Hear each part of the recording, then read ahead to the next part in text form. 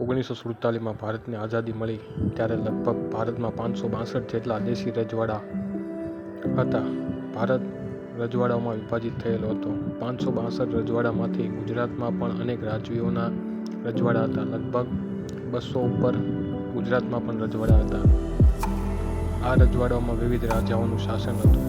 આઝાદી બાદ આ રજવાડાઓને એક કરી એક ભારત સંઘની સ્થાપના થઈ.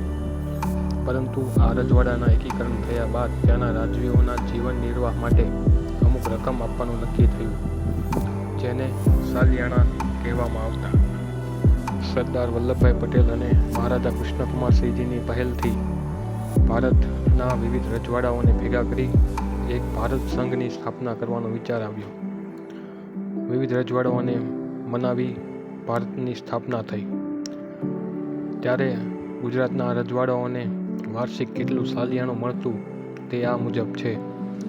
જામનગર સ્ટેટને 10 લાખ રૂપિયા, ભાવનગર સ્ટેટને 10 લાખ રૂપિયા, પોરબંદર અને ધાંગધ્રા સ્ટેટને 3,80,000 રૂપિયા, મોરબી અને ગોંડલને 8 લાખ રૂપિયા, વાંકાનેર 1,80,000, પાલીતાણા 1,80,000, લીંબડી 1,95,000, રાજકોટ સ્ટેટને 2,85,000, વઢવાણ સ્ટેટને 1,42,000, લખતર 91,000, ચુડા 51,000, વડા 68,000,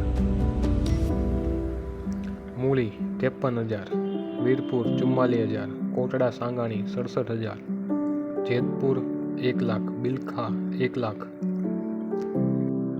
પાટડી સ્ટેટ 20,000, ખીરસરા સ્ટેટ 30,000.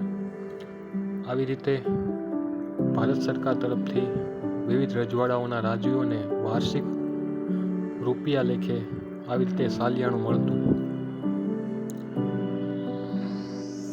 એ સમયમાં જામનગર અને ભાવનગરના રજવાડાને સૌથી વધુ સાલિયાણું 10 લાખ રૂપિયા મળતું હતું.